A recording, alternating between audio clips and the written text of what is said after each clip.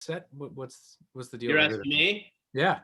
Well, I am not in production right now on anything, but from my friends who are executives at different companies, there is like a 30% increase in COVID costs. One of the companies that he works for, you have a crew and you have your individual bubbles and your different zones and different colored zones.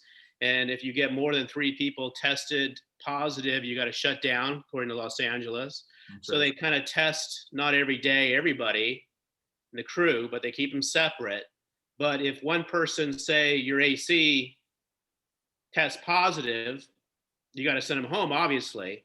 But you need an AC to come in that same day to fill in that space. So you have to have a crew on standby, a complete crew on standby, in addition to the crew that you have shooting on set. Yeah. So that additional cost plus all the sanitation, there's a director. Check out this director I know on the set. Oh, is that Mary and glasses? That's frightening, isn't it? Is it a woman or a man? Oh, that's a woman. That's literally her on the set with the proper COVID attire. David, is that Mary Lou Belli? Yes. Yeah, she's great. I know her well. I saw that on her Instagram as well. Yeah, no, I can attest that that's true because I've been hired twice as an actor for commercials as a backup actor. Wow, nice. Always the bridesmaid, never the bride for me. They do. They have an entire sort of backup ready to go, and they paid me a day's session for doing nothing. Wow. As a backup. Yeah. So John Schwartz is in, but he's having audio problems. So he's in the chat and he's just saying, sorry, don't have audio, but our budgets are up like 10% to cover COVID costs with a lot of dollar signs after that. So open your chat if you don't have it open so you can translate with John Schwartz. Apparently his computer doesn't have audio. Oh, no. You would think after 11 months of this, we'd all have it wired, but. Oh, man. No. It will never be perfect. I think permanently ingrained into our vocabulary is right. You're on mute. On mute, right. Going to be very strange to have conversations with people in real life and suddenly realize, oh my God, I can't mute myself and walk away. Yeah. So everybody's in LA except Dan. Dan, you're in Milwaukee still? Yeah, I'm still in Milwaukee. And what are you doing there now? Well, recently I've been shoveling out the 17 inches of snow that we got. But other than that, I said this before, but I've been doing a weekly online trivia show. Okay. That we stream out for people that you can play tomorrow if you want. Nice. Anyone can play. It's free to play. Can you throw the URL in the chat? Yeah, sure. Awesome. And do you take advertising or how do you have revenue to pay for your? It's mostly through Patreon. Oh, Patreon? Okay. I think we have 15 patrons that cover our budget. Okay. It's at 8 Central, so 6 Pacific. 6 p.m. Okay. Yeah. Is there money in it if we win? The winning team gets a $10 Amazon gift card. And teams can be anywhere from yourself to literally the entire city of Los Angeles. We can't stop you from getting everybody on one team. We should do that for this. That would be, in April, we should think about that. Could you run it? Oh, yeah, absolutely. Yeah, me and my friend Tom, who also graduated from Marquette, we're the ones that run the whole show. So absolutely. That'd be good. Yeah, we should do that. At least for part of it. Yeah. Marquette Trivia Hour, I'm in. Which bar was your, we could have what was in the shots that we were drinking or. Does anyone know that? I'm assuming it wasn't always Amazon cards. It was like fries. Yeah. That's what we play for out here, like a basket of fries. Yep. Fast Facts Live. That's what we got. Awesome. Cool. Thanks for putting it in the chat, man. Yeah, absolutely. And that's tomorrow at 6 o'clock our time, right? Yeah, tomorrow at 6. Okay. Nice. So David Bowler, what's going on with music, man? I'm still doing auditions. I haven't I just haven't booked anything lately, and I'm kind of getting in that older, stuck in the smaller role thing. And I think what I would say to younger actors is really should develop projects. That's what I should have done a long time ago. But anyway, yeah, dude, I'm totally doing more and more music on my studio. Is just cranking. So I put out a remix piece because it was my first project in Ableton. I brought in a rapper, and it's really timely for the times. I think generally most people don't like it that much. It doesn't really fit the market in terms of straight on, and it's kind of a longer piece, sort of like the progressive rock I used to like back in the day. So I tried to just do something completely different and not really care about anything else. But it's fun. It's a nice piece I put out. My next piece is going to be a lot more focused on really more my modern pop, really. Awesome. So is it the kind of thing that we could search for on Spotify or? Yeah, definitely. Yeah, it's, moodsurfer.net takes it to all the platforms, and I'll put it in the chat. Yeah, please do. Give it a listen. It's pretty fun. It was a song that was written in 2019, and I thought it was perfect for the times. And I brought in a rapper, but it's kind of odd, it's different. But it does showcase some production capability. Yeah, that's great. And I actually don't really want to be an artist, so I wasn't really trying to be an artist. I'm trying to play songs and I'm writing with a lot of other writers and stuff. So cool. But once you say I could produce a demo, then all of a sudden you become the producer, and it's like, okay, great. Yeah, but look, that's where all the money is, though, right? I don't know. I'm not sure, but I did learn how to distribute something and all that, and think about marketing, and it's really been a good experience. That's great. I mean, look, I think that there are plenty of artists that think that they're that they're creating the world's best song, but they have no idea how to produce it, and they have no idea how to distribute it, and they don't understand the business side of it at all. So it's important to have folks who understand that. True. And it's funny because a lot of great artists that we know came up with something different, and it took people a long time to go, oh, it's just different, I don't understand, and they finally catch on. But a lot of them also came from an environment, so it's a little dangerous. You can sit in your room and come up with something, but you really can distribute anything you want, video, audio nowadays. It's really interesting times, isn't it, for media? Yeah, definitely. Go ahead and throw that what we should search for. Have you guys had any luck with Tony Crivello and his music connections? Because he's had a lot, and his wife is an agent, and I think he's afraid to come back on these Zooms because we had that Zoom bombing. The episode that he was participating in. So really, you know Tony Crivello? I mean, oh yeah, okay, yeah, he's the Hank guy or whatever. Yeah, he plays Phantom in Phantom of the Opera in Vegas, and I would reach out. Do you think people are cool with us like having an online directory of the MECA people so they can share their information, and maybe we could have a login or something just so people can connect? I mean, offline and figure it out. Sure. Yeah, I mean, I think if people opt in, that's totally great. We've done it before, right? Yeah. Have we done that? There should be a Jesuit. I mean, when we meet in person, they sign in, email, right, the event. Because we have a significant list now of about 300 and something people. So wow. They just don't show up on Zooms. And a lot of the younger ones tell us they're still working into the night because that's how Hollywood works. So yeah, I think our best attended things have always been the game watch parties at the bar in Santa Monica. Sunday afternoon, Saturday afternoon. Sunday afternoon, right. We got to make the playoffs though, right? It's going to happen. That's already... Maybe next year. Yeah. I think this year has already eliminated them from next year. I think that's how bad this year is. They had a great potential. There's a lot of good young players on there. It's true. I don't understand how they were able to beat like 2 top 10 teams this year and then lose to DePaul. Because then Woj got in there and really kind of started coaching. Wow. So, John, are you going to sing, or does David Bowler want to? Is he ready? No. Hey, I'm pretty good, man. Yeah, I can play something for you. I'll play something. Why not? I'll play something. I have this deal that's going on with a place in North Hollywood called Beat Garage, and they're sort of a like a studio / production outlet, and they're trying to get into not only recording in studio but streaming. You know, you were talking a little bit about StreamYard, John Lockhart, Right.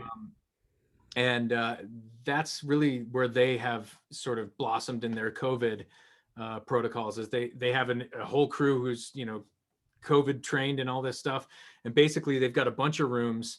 And so if you had a bunch of we do this thing, we had done this thing in the past called I Made You a Mixtape, and it was a live show with 15 different artists, and it would be curated every time this guy would do it. And we were able to actually do a full show live. Nice. With moving people in and out of rooms, and then the cameraman would move into this room, and he was completely face shielded and everything, and then you move out, they disinfect that room while another person was performing, another person would come. It was pretty cool. So all those videos are starting to go live now too. That they edited the version that they had been streaming out, so now all those are going to be out there. So I'll sing a song real quick that I did for that, and then I want to hear about what you guys want to bring for the next showcase. That's what I'm interested in. All right, here we go.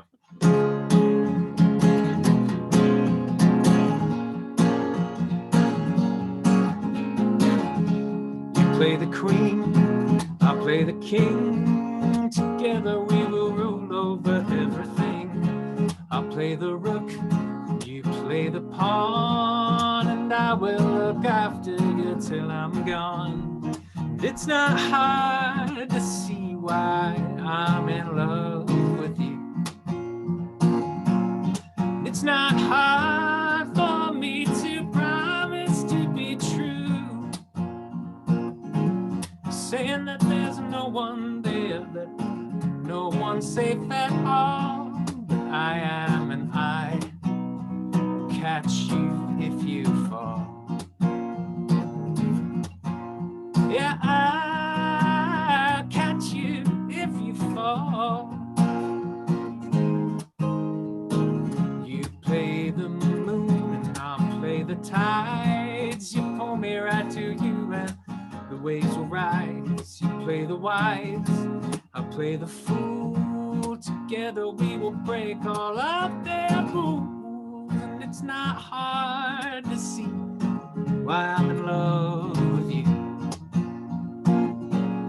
It's not hard for me to promise to be true, saying that there's no one there, that no one's safe at all. But I am, and I'll catch you if you fall. Yeah, I'll catch you if you fall.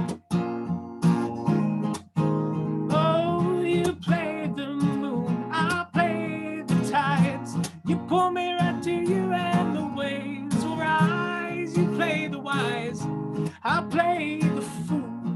Together we will break all of their rules. And it's not hard to see why I'm in love with you. It's not hard for me to promise to be true, saying that there's no one there, that no one's safe at all. I am, and I catch you if you fall. Yeah,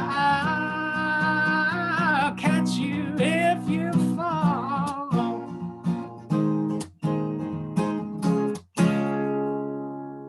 Woo! That's if you fall. Yeah, so that's cool. That's one of the 3 songs that they're gonna start streaming out soon. And I can see why you actually put yourself on the line to do this. The reason is that you do this is because you're super professional and super good, and it's really enjoyable to watch you be able to manage just letting it go and letting do what you know that you can do, and you just do it. And it sounds really great. It really does. This is really top notch. Thanks, man. Thank you so much. Yeah, so it's cool. It's and that kind of stuff is keeping me going. Little music placement like that, it keeps me going. It's nice. Well, that's good. That's good stuff. Thanks, man. That's great. So to John's question, who's got showcase stuff for next time in April? We're going to skip March. Yeah, definitely. And it doesn't have to be music, of course. If you've got a trailer for a film that we should probably all go see or watch on streaming or Netflix or rent on Amazon, I want to see that stuff. So any of that stuff that you have, please, send it our way. John sent an email with my email address, so just let me know and I can try to schedule that stuff in. I would really love to see any of it. We're all gonna have to do a reading from Michael Perino, one of his scripts. There you go. I was gonna say all I have are scripts. So. Michael, got 2 months to shoot a feature. Go ahead. I just saw that Michael Prano took my name too. I don't know why. Maybe that's just like a weird glitch, but it says that. I think it's because you sent me the link, and I use your link instead of the link that John sent. I saw that earlier, and I was seeing if I could change it, but I was like, there you go. That works. Look, we're all John Bobek now. Right. I don't know what that means, but that's what it is. Hey, John, was that your song? Did you write that song? I did write that song. Yeah. Nice. Thanks, man. Yeah. So it's cool. And the other one that they are going to put up soon is one that was in a movie called Limerence that played the festival circuit last year, and so it's cool. I'm lucky to have that stuff placed, and hopefully that'll keep happening. I mean, that's where musicians can actually make a little money, is in licensing and placement of movies, and commercials, and films. So yeah, if you need any music, let me know. But who's got stuff that they're going to show us in April? I'm super curious. Michael, you Amato, you got to have some trailers or something we should be watching, some films. No, I have a script that I've been trying to develop. I mean, redo. It's been so long, but it's I'm having someone rewrite it and trying to get it made. And it seems like a project forever. Meantime, I'm kind of just writing a book, kind of. So. That's awesome. I mean, you don't have to tell us clearly about the book, but what's that process been like? I'm curious about that because I've never done that. I hate it. I'm not a very good writer, but everyone's like, yeah, you should write it, you should write it. So I'm kind of pushing myself to do it, and I'm surrounded by writers who are like pushing me to do it. So, it's just like whenever I do, it's like, okay, 3 hours, 4 hours. And it's like, oh, only 3 pages. It's just like, it's kind of like, I hate it. But that means they some of the best writers hate writing, apparently, I hear. I don't know. Well, that's so fun. So I'm really curious about that. Between the two Michaels, or Michael and Miguel, what's your sort of process for getting into it? Because I know when I'm writing a song, I have to be like struck by lightning, or else I can do nothing. I can't just sit and be like, I will sit and hit the space bar for 2 hours and have no idea what I'm doing. So what's that like? What's that like for the both of you? Well, Michael's a much better writer than me, that's for sure. So I've read his stuff. I'm terrible. I'm a terrible writer, but I'm just like writing it. It's like I do what just get it on paper. Apparently, then I'll have an editor. I think go through it. I suppose, but not to say that like I'm on the level of like Aaron Sorkin, but one time at one of like the Oscar like nominee like roundtables, I was listening to him talk, and he was saying something along the lines of like, I know to the untrained eye, it might look like I'm sitting on the couch watching SportsCenter, but what I'm actually doing is sitting on the couch watching SportsCenter. So back in December, I needed to finish a Christmas script that I was trying to get sold to a friend's company. So it was a lot of like just watching a lot of those like Hallmark style like romantic comedy Christmas movies, and seeing what I could pull from there, and just like sitting down and just writing for that day. And if it wasn't feeling it, maybe going back to like an outline and just writing out by hand to start out with, and then see what works and what doesn't work. So awesome. Yeah. Well, I'm so curious about that process, because I've only ever read the words that people have written for me. So it's cool to hear about it. Dan, you can answer a question for me that maybe nobody else can, which is, how the hell do you write a night full of trivia? So normally it starts off with watching Jeopardy and then trying to directly steal those questions and realizing they would be too difficult. And then zoning out for a couple of hours and then realizing that it's now like 11 p.m. and I need to write these questions so that we can make the slides. And then I look at my bookshelf most of the time and see if there's a word that catches my eye that I think could be a trivia category. Or like last night, I wrote a category all about snack foods because I was hungry. And I thought, why not make myself more hungry by writing about them instead of eating them? It's just ADD mostly. That's great, Sean. What were you going to say, man? The Ritz and cheese. Was that one of the answers? Ritz and cheese. It's not one of the answers, but free trivia question for you. What are pickles called in the UK? Bangers? No. It's not gherkins, is it? It is gherkins. Gherkins? Oh, good one. I don't one that. Wow. $1 I'm always like the random crap trivia guy that you want on YouTube, but the second it comes on to like, you know, any sort of statistics in sports or any sort of actual useful knowledge, I'm like, I don't know. I'm gonna go get a beer. But yeah. The big issue with our trivia team that we do is we all studied comm. So whenever there's like a science question, we're like, none of these words are real. Nothing that you're saying makes sense. People are like, I noticed that your science questions are very easy. Yes, they are.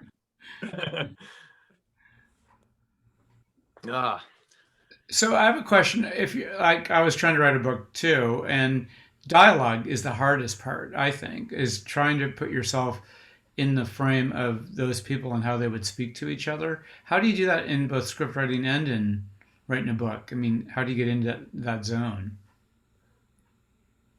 Dialogue. I mean, I find it hard to describe just because I guess it just came a little naturally. The dialogue that I wrote was always just generally like natural, like screen dialogue, I guess. And that was what I got a lot of compliments on in a lot of my scripts, even when I was just starting out.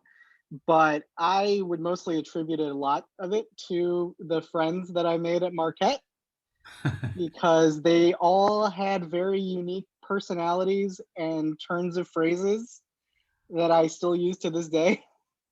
That's great. I think it's also just like listening to people talk and like watching a lot of movies and TV shows just to see how the dialogue works. A lot of the time I'll have like something on in the background, so I'm mostly just hearing what's being said and not necessarily seeing what's on screen. Okay. You can always hire a couple improv actors like us to just come in and like wing it for you, and then you just write it down. Well, could we have like a chapter reading, in the next episode of this show, or like have a couple of us play actors and read part of the script? I don't know. Would that work as a showcase? But John, I do want to tell you that all I want in the world is to just hear you do some slam poetry. I think that should be on the list, and even if it's just from the book that you're writing, just doing it in a rhythmic fashion. I think. Okay. Very that would be good.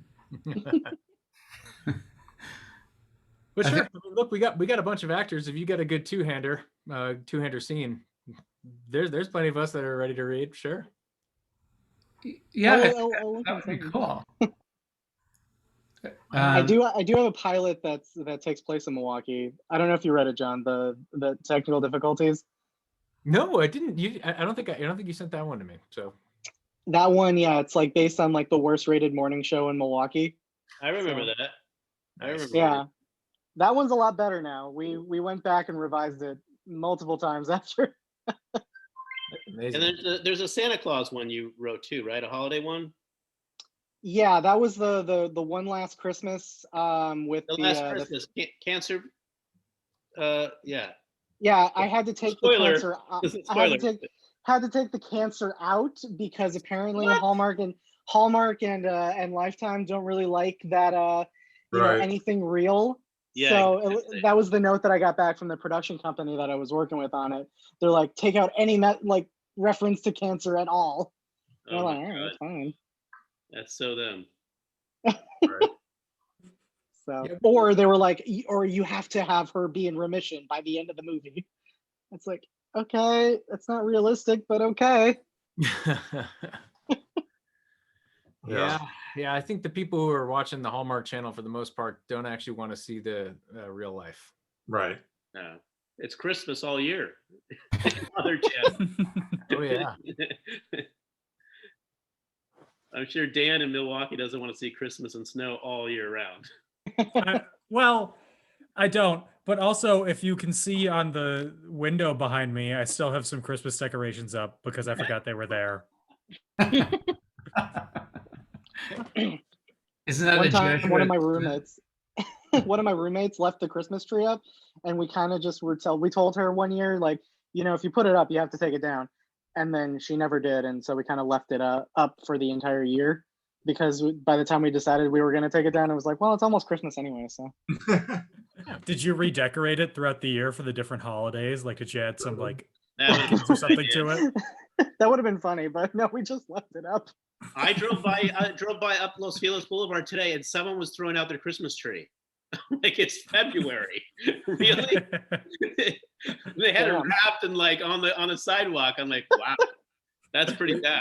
They belong to a very special sect of Christianity Kind of a fire has hazard. the tree up all through January. It's very important. It's like the 12th commandment, something like that. Yeah, the Roman procrastinators. Yes, that's right.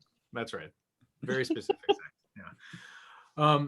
Here's something that I'm curious about for the folks who are here.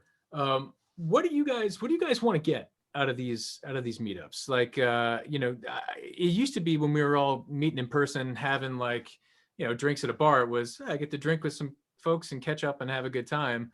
But I'm just curious, how can we help each other? What do we want to get out of these things? Anybody have any ideas? I mean, I really enjoy talking to the young alumni and hearing how Marquette's changed, because I don't really get to see that anymore. I think I was at Marquette campus probably my reunion 5-year, which was probably 96. So that was the last time I was in Marquette. And, I see pictures that, the beer can, was demolished. And I mean, I have no idea what the campus looks like now. And you go to the website Marquette, and they really don't show anything about like new buildings going up or any progress or changes. So there really isn't any way of finding out like what's changed at Marquette, except for hearing from the new alumni and what it's like. Where's Angelo's? I mean, that closed. What's there now? I have no idea. Sobelman's. I was there, and they just built the bowling alley, which is campus. Campstown. But that's where the Avalanche used to be. It's like Commons or something. Yeah, something like that. But like, The annex. Giuliani's, Annex. like these are the places that I kind of like know, and they're all gone, and it kind of be cool to listen to people and find out what's there now, So how about we hire Dan to be our investigational journalist, and you can There go you around and videotape what happened to Angelo's and get man on the street interviews. Would you do that? Sure, it'll be like Ghost Hunters. I'll be standing on the corner and be like, once here there was an Italian man named Angelo. I remember Giuliano's. Whatever. I mean, I was a freshman, 3 months there, never been in Milwaukee before, never left home before, and a guy pulls out a gun, and Giuliani, the guy owner, pulls out a bigger gun. We all hit the floor. Like, welcome to Milwaukee. Right. 4 years from now, you'll be living across the street from Jeffrey Dahmer. Yeah. It's stories like that like no one can relate to except for the people I meet from Marquette. That is pretty like awesome. a Survivor show, kind of. Sorry, say that again, John. It's like a Survivor show. I mean, people that went to Marquette, it's like, yeah, the winters, the crime, the Jeffrey Dahmer. Oh my God, you lived, and you're still doing stuff. So, but no, Dan, that might be fun if you could walk around with your phone and just upload some short videos. We could showcase those. That would be cool. Oh yeah, absolutely. Is Real Chili still there? Real Chili will never die. Yeah, you can't. The building that it's in is burnt down like 3 times, and they keep surviving it. amazing. You know, there's a place in Burbank in named Chili John's. Yeah. But they're connected, and I didn't know that. The Really? owners knew each other, and so that's why the food and the recipes are very, very similar. So you can get your chili and beans over spaghetti and what's it called? Chili John's. You can't. It's on you can't go in Burbank? there and It's start. in Burbank, right by the airport. I've been there. It's good. Yeah, on Burbank. Like it's Boulevard. on Yeah, Burbank you Boulevard. can't go in there and sit at the bar right now. And the start way- chucking the little goldfish things across the Crackers. Yeah, crackers. right. Yeah, when I was there for freshman year, I came back for Christmas, and some guy just moved in. Like, you know, I was at my parents' house in Orange County, and some guy down the street moved in and put a basketball backboard and on his garage door there, and it was a Marquette one. And so obviously I went there to say, hey, what's with the Marquette backboard? And he's like, oh, I went to Marquette. I'm like, well, I'm there now. I'm a freshman. And he was there in 1977, was telling me stories about, you know, they closed down Wisconsin Boulevard and they had all the kegs lined up in the middle of the street. And so he's like, can you do me one favor? Can you bring back real chili back to California, to LA? And I'm like, okay. So I had them like pack it with dry ice and brought it on the plane back for, I don't know, Thanksgiving or Christmas. Nice. Summer break or something. That is, you were the chili mule. Yes. Yeah, I think the San Diego Club has done a real chili party. Didn't we do one? We did do one. Yeah. Oh. I think it was right. I think it was the November, the Wisconsin Marquette game. It was like game watch party, right? And November 2019, like right before. Right. Well, now down in El Segundo, wasn't it? Yeah. El Segundo. Well, that was actually the Marquette Club of LA. That was among Right. I think Carl helped organize that, didn't he? Yeah, Carl helped organize that one. Yeah, Well, Carl's that is supposed to be intimate. excellent. So we don't know how like the place in Burbank and the one in Milwaukee related. Is it over No, I lawsuit think, or I, think is the it owners, just- I think the owners knew each other or know each other, and they, I don't know if they tossed recipes back and forth or something, but It's a pretty, crime family. yeah. I mean, it's That the chili's good. I don't know. I don't ask questions like that. chili's good. Yeah. I don't know if they're much of a recipe, but Right. So to John's question about what do people want out of this, is anybody doing GoFundMe's or any other kind of fundraising for the projects that they have? Because that was another thing we had talked about. Our former basketball player that's done stuff. A few other people have asked about funding, and I was like, you know, microloans or things like that to help people get something done is out there, especially if they can then get second runs of financing for their projects from other people. I don't know if that is something people want to do or if we just want to highlight it and say, hey, if you're interested, because I know people have started podcasts, they've done other stuff, and they've done GoFundMe's and come up with like 15, 20 grand, not with this group, but with other groups that have been. Is that something? I mean, do people need that? Yeah, I mean, look, if that's the sort of thing that comes up too, John, is there like an email address, for MECA? Is there, or I guess there's the MECA group, right? Right.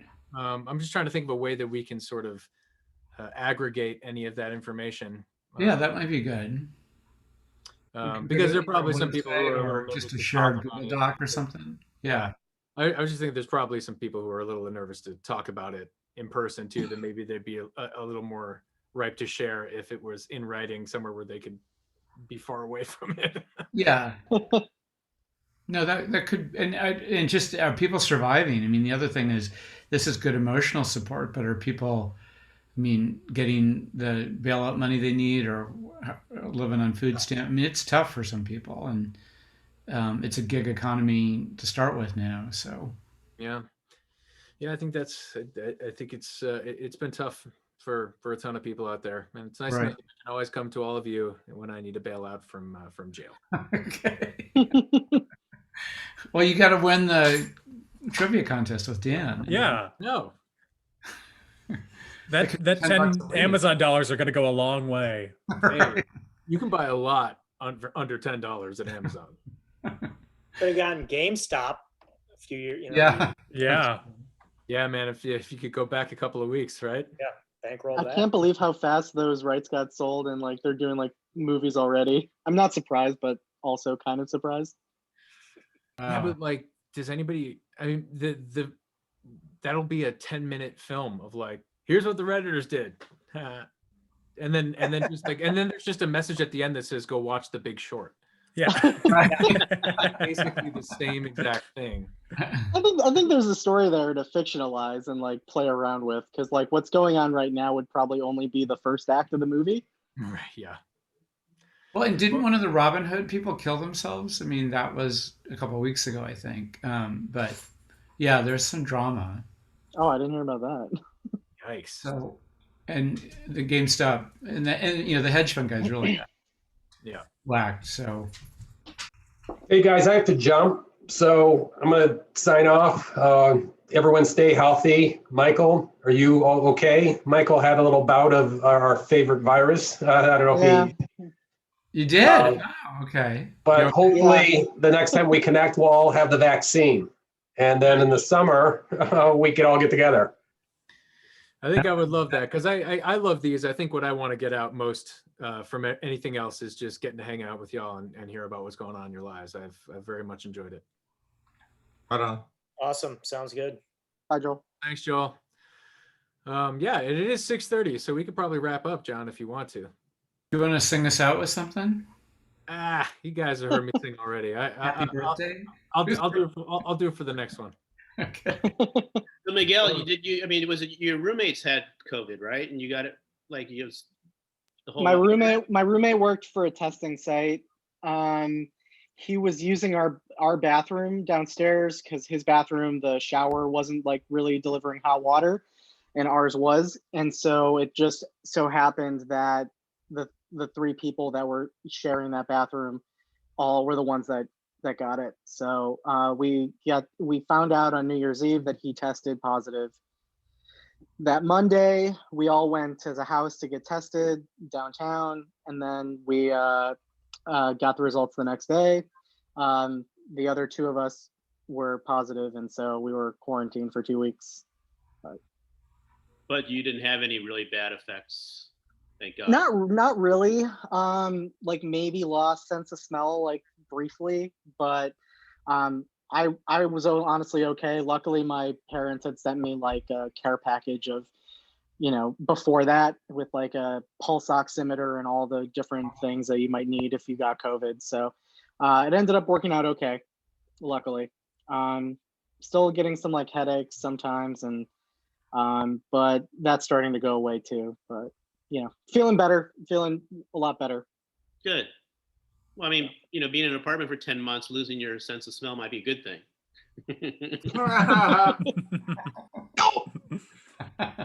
Look at it positively. Definitely. It's the small silver. God, you guys are okay. Yeah. Thank you. That's funny. Thanks, guys. Awesome. Well, I'm really glad that you guys all came to hang out. And in April, think about something that, if there's something you want to share, talk about with everybody. I want to hear about projects or just things that people are excited about for 2021, because I think we all want to leave 2020 behind us. Let's move in. Let's, move into 21 with something a little bit better. But I'm glad to hang out with all y'all and, hear about what's going on. It's very exciting. Well, thanks for hosting, John. Yeah, of course. Thanks, John. Thank you. Of course. And Dan, I'm excited to do some trivia at some point, man. That'll be really fun. Tomorrow. I want to win that $10. Yeah, for sure. Lockhart's going to study up tonight. It's going to be awesome. All right, guys. Thank you so much. Okay. All right. Good night. Bye-bye. Bye-bye.